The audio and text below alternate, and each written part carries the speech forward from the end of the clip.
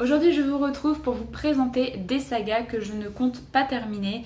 Alors, c'est bien sûr pas figé dans le temps, peut-être qu'un jour je lirai la suite, mais c'est pour l'instant, ce sont vraiment des sagas qui ne me tentent plus du tout pour plein de raisons différentes. J'ai fait un petit peu ce tri suite à la vidéo où je vous parlais des romans et des auteurs que je voulais découvrir avant la fin 2020. Et je me suis rendu compte qu'il y a plein de sagas qu'il fallait que j'arrête de compter dans mes sagas en cours parce que je ne les continue pas. Ça fait très longtemps qu'ils sont dans ma bibliothèque. Pour certains, il ne me reste plus qu'un tome pour terminer la saga. Et pour l'instant, j'ai pas envie de les lire.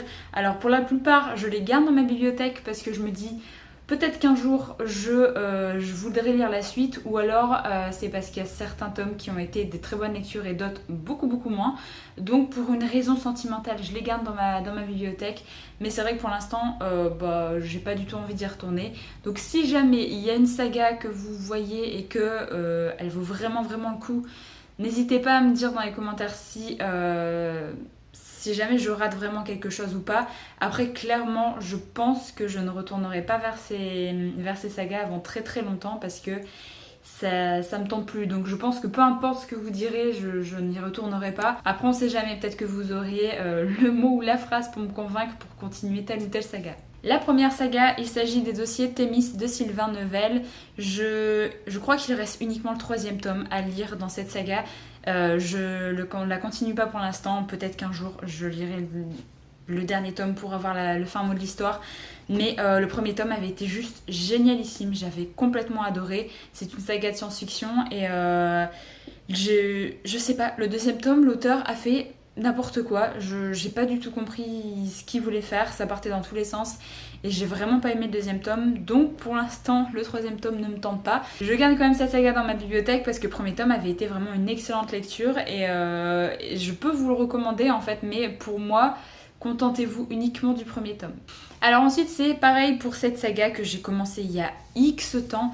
Il s'agit de la saga Endgame. Alors je suis désolée, ça va faire des reflets. Donc c'est le premier tome et deuxième tome. J'avais vraiment beaucoup aimé le premier tome. C'était dans ma période juste après Hunger Games, juste après Divergent. Alors il me semble que dans cette saga il y a une grande épreuve qui va concerner un petit peu chaque pays du monde entier. Et dans chaque pays il va y avoir des élus qui ont été un peu conditionnés pour cette épreuve. Et j'avais vraiment bien aimé le premier tome. Ça se disait bien, c'était assez haletant. Et dans le deuxième, je me suis un peu ennuyée. Donc j'ai jamais lu le troisième tome, alors que le troisième est tout court par rapport à ces deux briquettes. Mais j'ai jamais lu le troisième tome. Donc je les garde pour l'instant parce que je me dis un jour peut-être que je lirai la fin. Mais clairement pour l'instant ça ne m'attire plus du tout. Et je pense que si un jour je veux lire le troisième tome, il va falloir que je me retape ces deux briquettes. Parce que je ne me souviens vraiment plus grand chose. Alors je vais me passer l'explication pour cette saga parce que c'est exactement les mêmes que pour Endgame. Il s'agit de Half-Bad de Sally Green, donc le premier et deuxième tome. J'avais plutôt bien aimé le premier tome, j'avais plutôt bien aimé le système magique qui avait été mis en place, c'était assez cool, c'est une saga fantastique, pas de fantasy, avec des sorciers qui sont noirs ou blancs, donc méchants ou gentils. Et voilà, j'avais plutôt bien aimé, c'était cool, et c'était vraiment au tout début où je me suis remise à la lecture.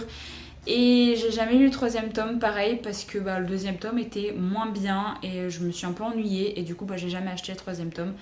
Pourtant voilà, c'était cool, mais j'ai découvert d'autres choses au fur et à mesure et du coup ça j'ai laissé de côté et j'y suis jamais retournée.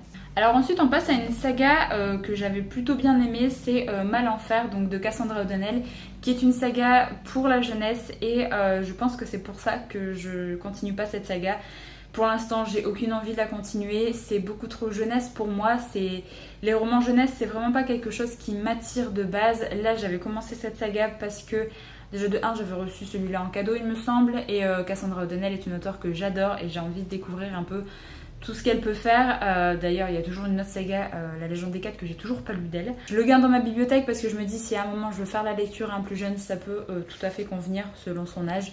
Mais pour l'instant, j'ai pas envie d'y retourner et j'avoue que 10 € pour un tout petit roman jeunesse, alors même s'il est illustré et qu'il est très joli, ça me donne pas très envie de continuer. Je crois qu'il y a 5 ou 6 tomes et il y a une autre saga qui est sortie après.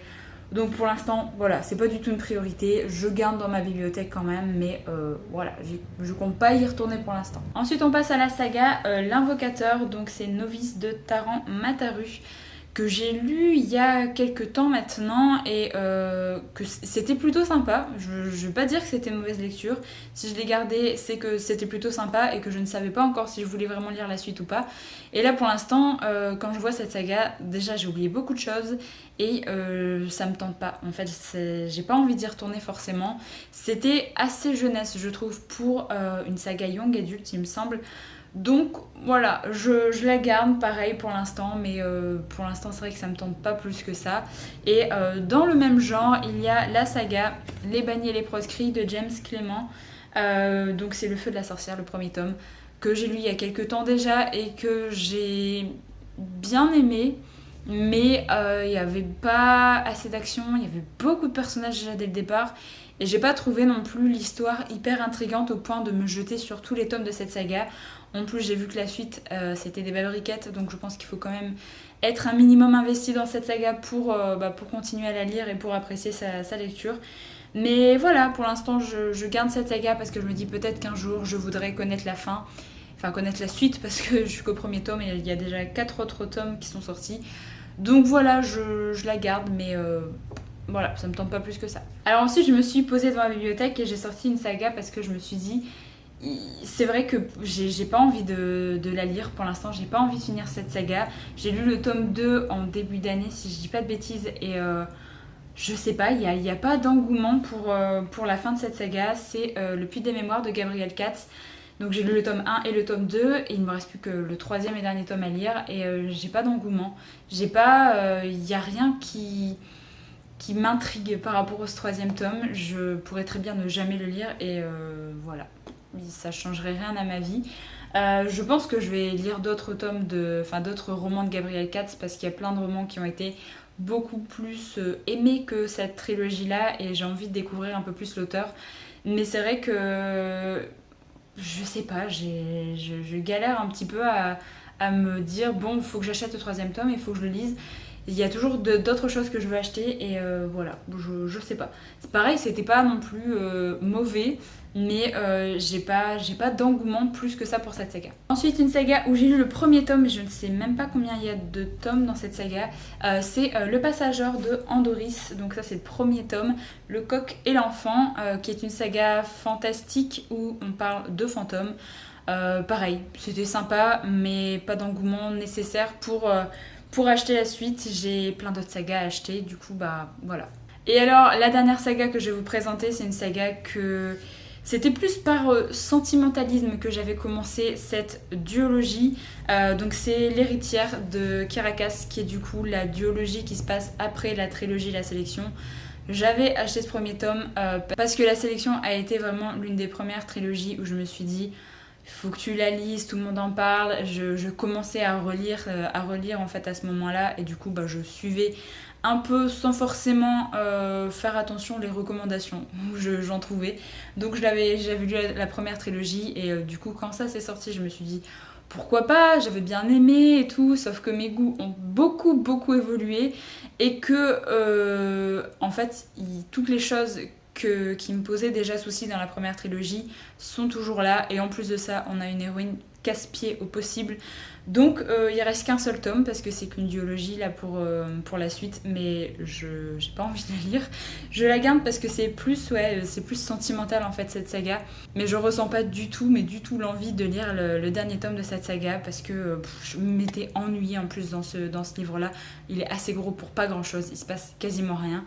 Donc voilà, je le garde en souvenir et pour le côté sentimental, mais c'est à peu près tout. Donc voilà, c'en est tout pour les sagas que j'ai décidé de ne pas continuer pour le moment bien sûr. Après vraiment, comme je vous le dis, je pense que ils resteront dans ma bibliothèque pendant très longtemps avant que je lise la suite. Peut-être même que certaines sagas, je m'en débarrasserai parce que je me serais aperçue que non, au final, je ne les lirai jamais et que voilà, je peux m'en débarrasser, mais c'est vrai que pour l'instant, je les garde au cas où. Voilà, je trouve que ça fait toujours du bien de se dire, bon bah ces sagas-là, c'est même plus la peine que je les compte dans mes sagas en cours parce que bah j'ai pas envie de les terminer, donc pour l'instant je les mets de côté. Donc voilà, j'en ai terminé avec cette vidéo, j'espère qu'elle vous a plu. N'hésitez pas à me dire un petit peu si vous aussi vous avez décidé d'arrêter pas mal de sagas, si vous faites le tri comme ça un petit peu, je trouve que c'est toujours une bonne chose.